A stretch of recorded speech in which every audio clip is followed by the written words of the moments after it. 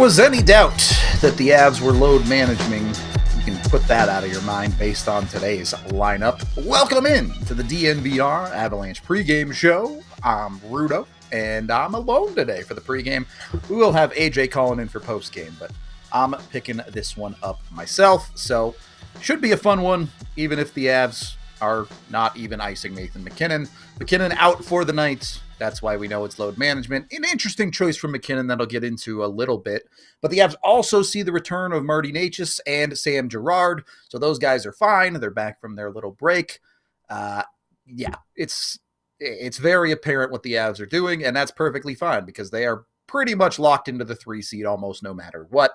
All good. The Avs know the score. They want to be ready for the playoffs. Far more important than some theoretical miracle of them getting the 2 seed over Dallas if things go perfectly, which won't happen. So, fine.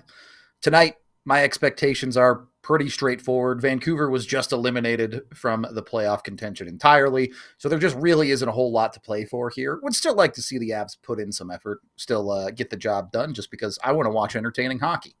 At least the second and third period of that Vegas game the other night were entertaining, and the overtime, of course, but who knows? Who knows what we'll see? It is some opportunity for some of the Avs centers up the middle to move up the lineup. Maybe Brock Nelson gets some more opportunity tonight. You want to see Necas step back in and look good. Same thing with Girard. So there are things to watch there. On the MacKinnon side, I do think it's an interesting decision. I don't think it's all that surprising for MacKinnon, but MacKinnon in the middle of a potential Art Ross and potential Hart Trophy race directly against Nikita Kucherov and maybe Draisaitl, depending on how you feel about the Hart, opts to sit out. That's, I guess, not surprising. MacKinnon has always talked about how he doesn't really care that much about individual awards, and certainly after winning the Hart last year, I think that's even more true this year. But that option to sit shows how much more he does value the playoffs this season and trying to get back to the top of the mountain instead of looking for those individual accolades at the end of the season in games that ultimately don't matter. And who knows, I'm not going to speculate on where Nathan MacKinnon is at. He might have a minor nagging injury or something, and that's the reason he opted to sit. But if this were a playoff game, he would 10,000% be playing in it. There would be no doubt about that from my perspective, at the very least. So, yeah, it's an Avalanche team that I guess gets to experiment. If you're looking for something to find that you might have for the playoffs, you get to mix with some lines, you get to mess with some stuff.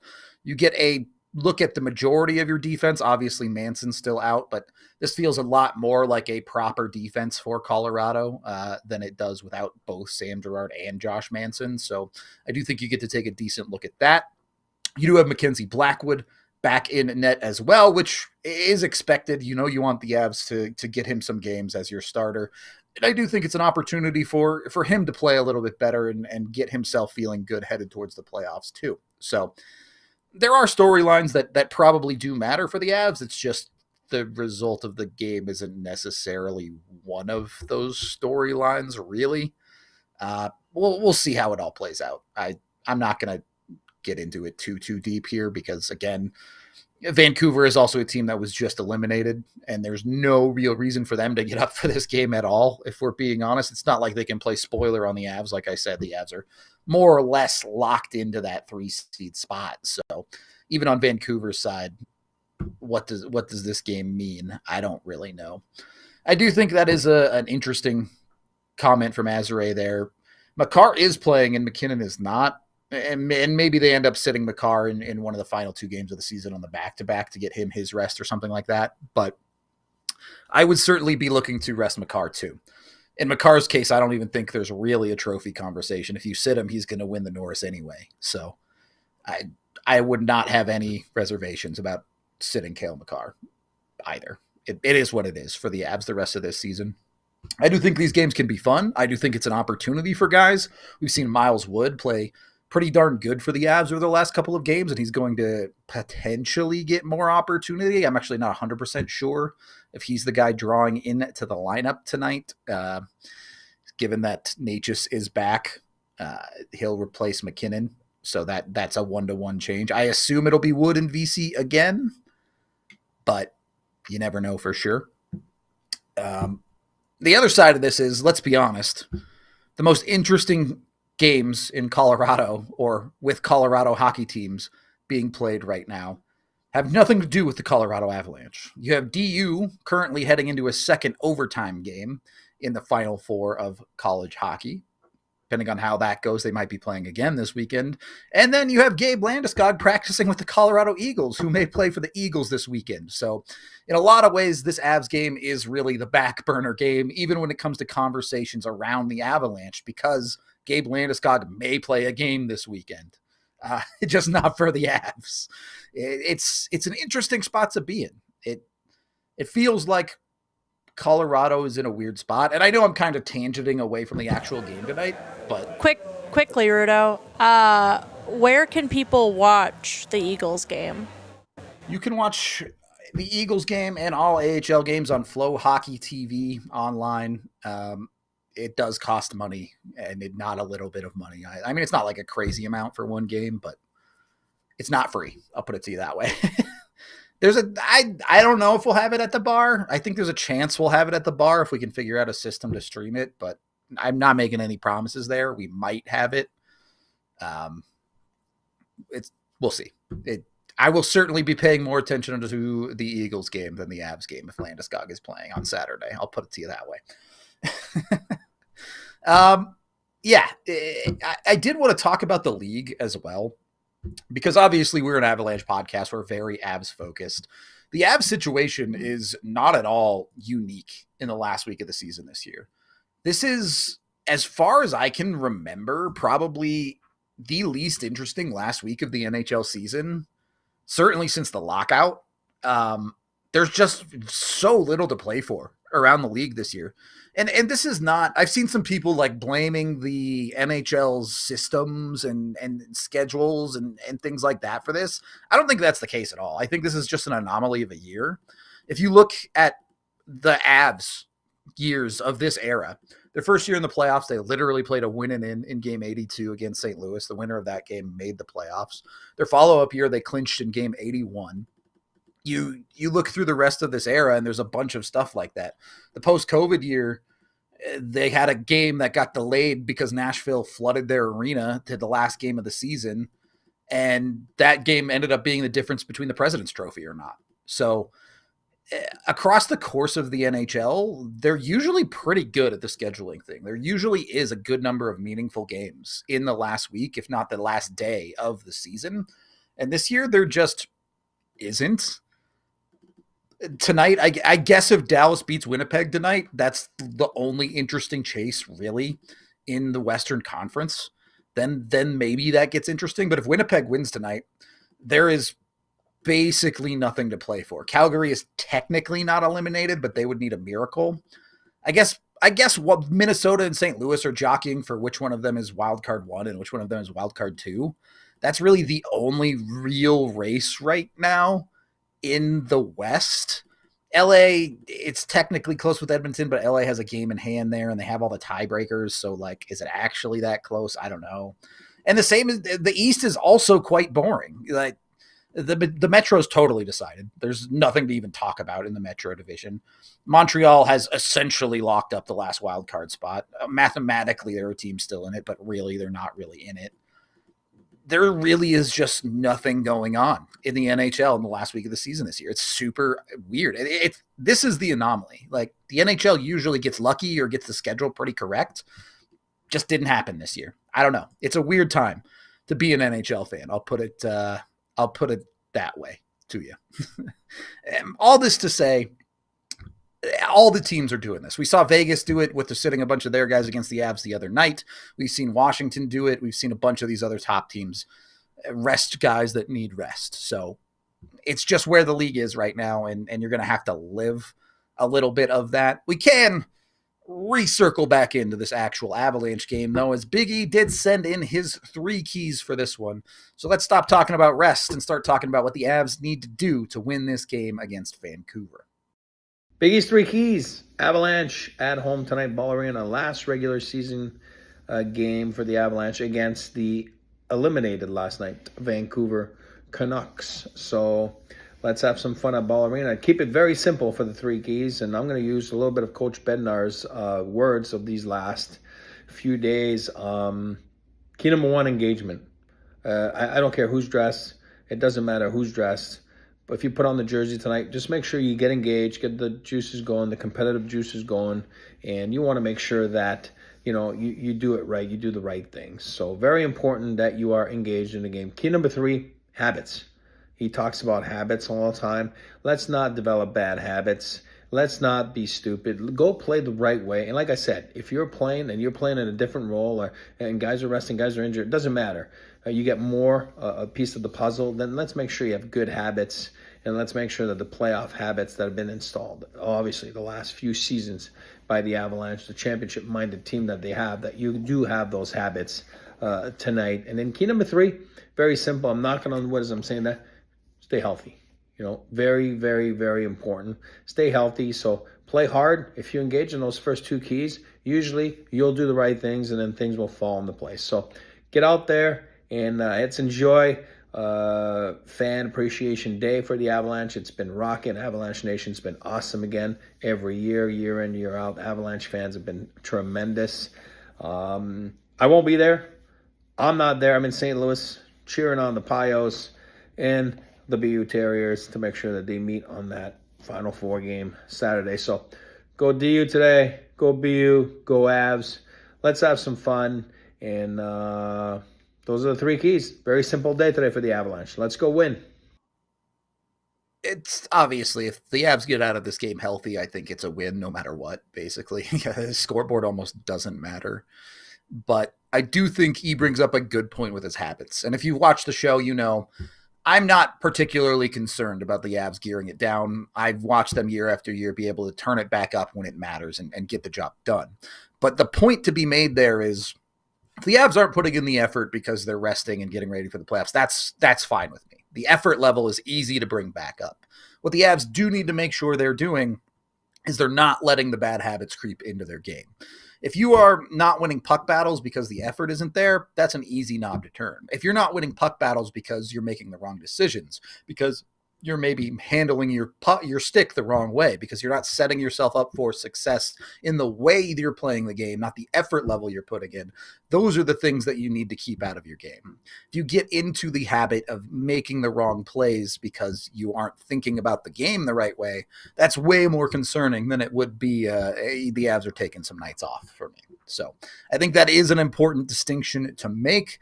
Bednar actually did have a pretty decent talk before this game, too. It wasn't the brief ones we've been getting from him at morning skates as of late. So let's hear what Bedsy had to say about this one and see if he can convince the Avs to actually start a game on time. Coach Marty Nitchis was out there. Is he in tonight? Yeah, he's going to go tonight. Any more updates on the other day-to-day guys? G's going to play tonight, too. And Duran skated this morning with the team, so that's always a good sign. Manson? No, he won't go tonight. Is he making progress? Is it kind of stalling? He's out? making progress. We'll kind of see how these next couple of games go for guys. Still like to get some guys back in the lineup. Obviously, we're doing 2 guys tonight. Duran looks like he'll play on the weekend. I don't know if Mance will make that. We're not going to force guys in to the lineup if they're still dealing with stuff when we have another week. So, and then we'll see about getting some guys some rest too.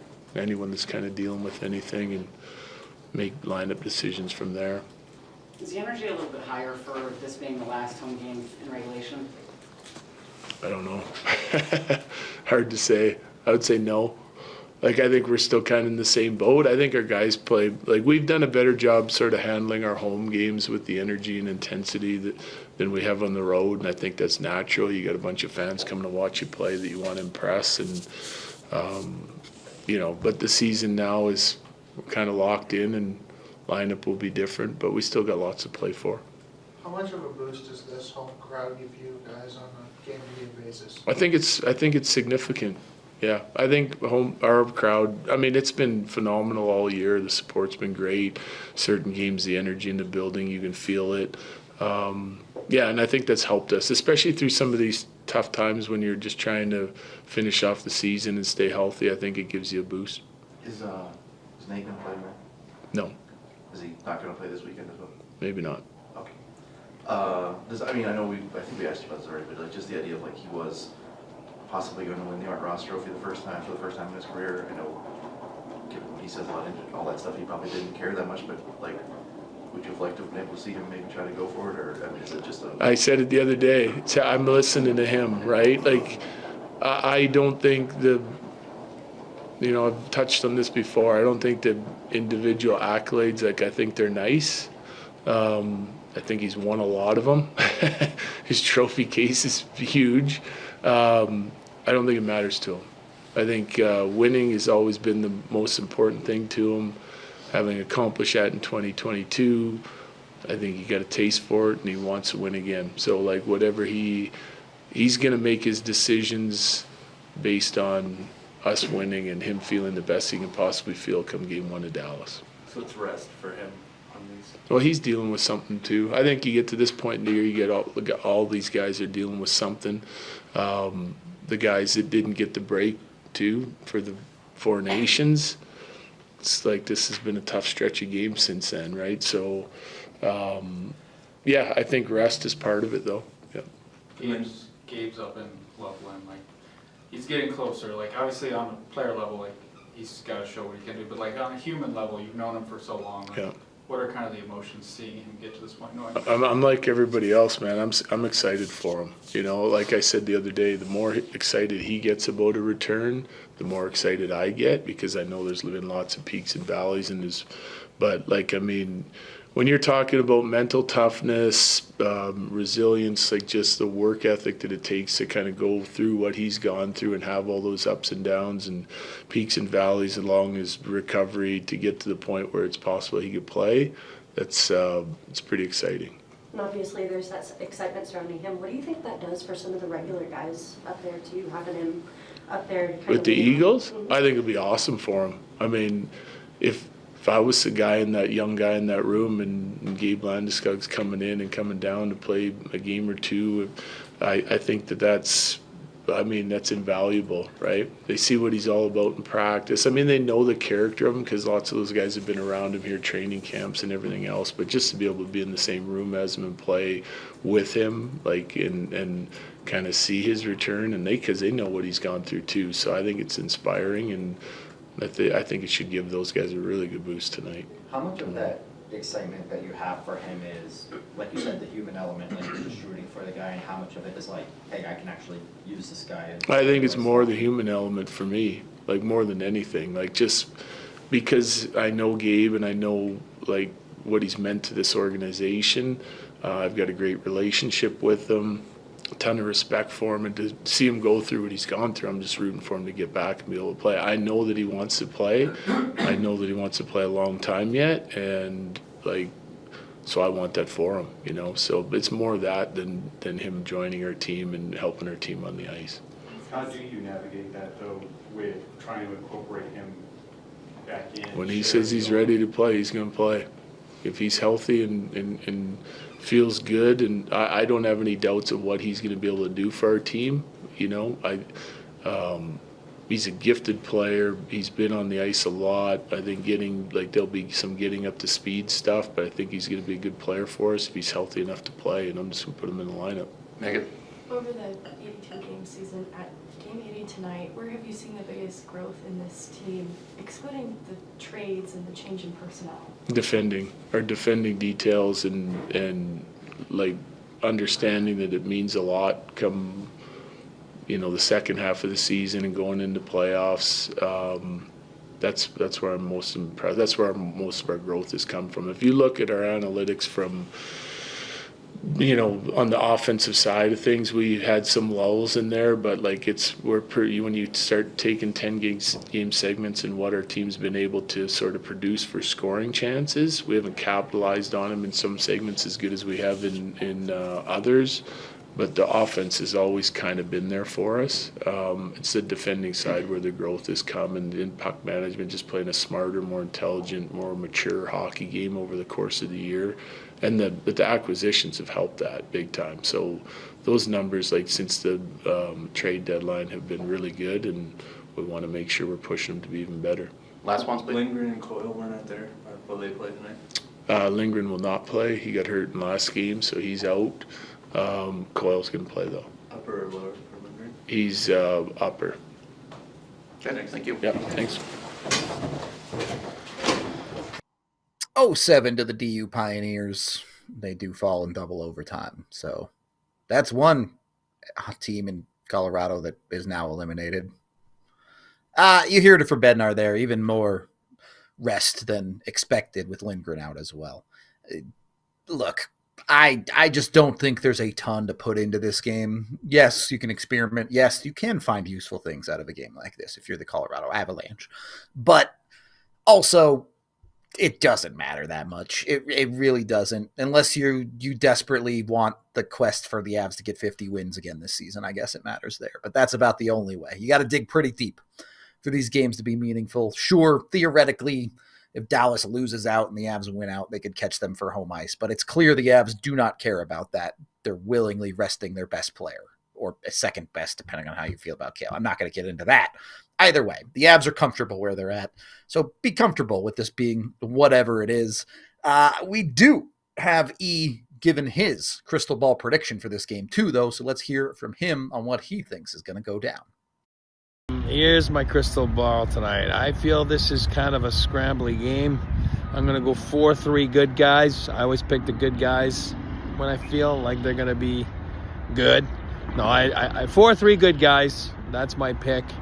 Man, I'm still sticking to him. Jack Drury. Jack Drury is the guy that gets on board maybe multiple times. I've been saying this for a while. I think he's due. I like his game.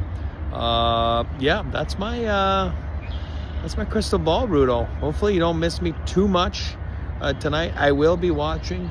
Like I said, dream hockey day today. My Lord. And then you got, the Eagles this weekend as well. So, hey, fun times, buddy. But you have fun. Don't have too much fun without me. I will be checking in later. Hopefully BU can get it done for him at least, since DU couldn't get it done. For me in this game, I'm going boring. I'm going a 3-0 Avs win in the most boring hockey game you've ever watched. Vancouver's ready to hit the golf course, man. I do think this is an important game for Mackenzie Blackwood, though. He's had a couple of maybe not his best games. You want to see him have a good one. You want to get that confidence up and built right. So I do think Blackwood it matters for. If I have to pick a goal scorer, I'm going to go Brock Nelson. Going to step up to that top center spot for the Avs with MacKinnon sitting today. Why not? Why not pop off, Brock? Show what you can do, especially with playing with some of the Avs' best wingers. Have fun with it. Good stuff from the Avs, hopefully. And if it's bad stuff, I'm not going to overthink it. I do think it does. You really would like to see it be at least solid from Blackwood, though. I do think that's the one that the storyline I'm watching most closely, at the very least, in this game. Obviously, the players that are sitting for the Avs makes the slotting of the lineup a little bit interesting.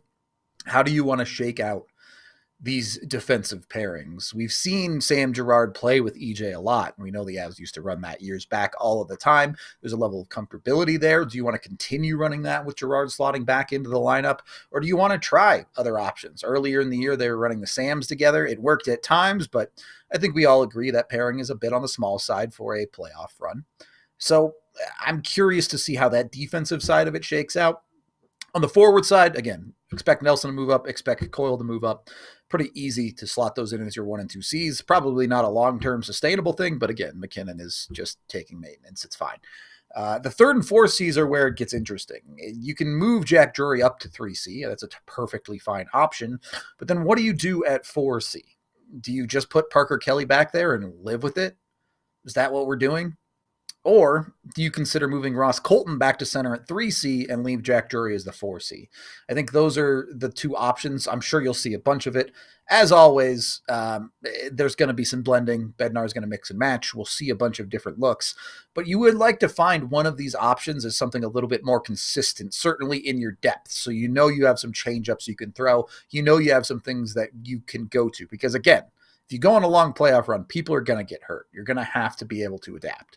So I do think there is something to that, and finding some things that Bednar trusts. I'll put it to you that way. We do also have my pregame picks presented by Bet365, where things are never ordinary. I didn't do anything too crazy interesting. I kind of just went with my crystal ball on this one. I did take the Avs to cover. It was plus money. Why not? Took the Nelson goal, and then I also took the Blackwood shutout, just because I want to manifest it a little bit, Have Blackwood look good. Have Blackwood earn one out there. Why not have a little bit of fun with it? Put some trust in your starting goaltender. I do think is there a goalie conversation in Colorado? Is it a little bit overblown right now? I do think so. I do think people are putting a lot more into it than there actually is, but that doesn't change the fact that you want Blackwood to feel good about things, and you, as the Avalanche, want to feel good about Blackwood behind you. So it does matter. And you can maybe make some money on it if things go well tonight. Make sure you get over with Bet365 and use the DNVR 365 code. Of course, when you do gamble with them, you must be 21 or older, physically located in Colorado. And if you or someone you know has a gambling problem, call or text 1-800-GAMBLER today. A couple of minutes left until we get into puck drop time here. Look, I said it's mostly Blackwood that I'm looking at, but I think some of the other storylines here are, one, Natchez. You want him to feel confident. You want him to feel good. Obviously, there's a lot of conversation about how his history in the playoffs hasn't been the best. His more recent times have been better. If you go look at his more recent playoff runs, the long run he went on in Carolina, it was good. Not great, but it was good. But it's all about managing rest versus confidence for this team right now. The Avs have probably leaned more into the rest than the building confidence, and that's fair enough. It should not be hard for the Avs to reach back at the 14-2-2 run it was, I think, that they were on through most of March. Look, they're going to be fine. I just am not expecting the best effort tonight. I'm not setting myself up for that. I'll put it that way. If the Avs come out there and ball out, I'll love it, and I'll be pleasantly surprised. I think maybe they should do that. I just don't know that they will. So I don't know that Vancouver's really going to press this team either. Not that Vancouver isn't talented. They have plenty of talent in that lineup, but Vancouver won an actual miracle game the other night against the Stars. So they're set up for a little bit of an emotional letdown after that nonsense. And they're eliminated. They got eliminated after that ridiculous win of the Stars anyway. So if there's not more of a letdown game set up for Vancouver than this, I don't know what it is. I'll put it to you that way. I do think there's a couple of guys in that depth you would like to get some opportunity to put the puck in the back of the net still. Obviously, Coyle has played well for you. That's awesome that his offensive breakout has come. But you look at someone like a Jack Drury, like you mentioned. You'd love to see him put one in the back of the net. You look at someone I don't really think Ross Colton has a lack of production, but he's still a little bit low on the goal numbers as of late, right? He's supposed to be a depth goal scorer for you. You'd love to see him get one in the back of the net. VC and Wood have been good. Maybe you're talking about a little bit of a continued battle there for the 13th forward spot in the playoffs. One of those guys outplays the other tonight. Maybe they earn a little bit more. You dig deep enough, you can find reasons to care about this game. You can find things to track, things to watch, storylines. But again, I just don't know that any of them are the final score of the game. So we'll leave it at that. We do have a watch along coming your way if you want to hang out with me and watch the game. And if that's not your thing, at very least join us for the post game where AJ will hop on and we'll have a chat with him about the game and break it all down for where the Colorado Avalanche are at. So we appreciate all y'all for hanging out. This has been the DNVR Avalanche pregame show, and we will talk to you in just a few minutes. We all silly like the mayor.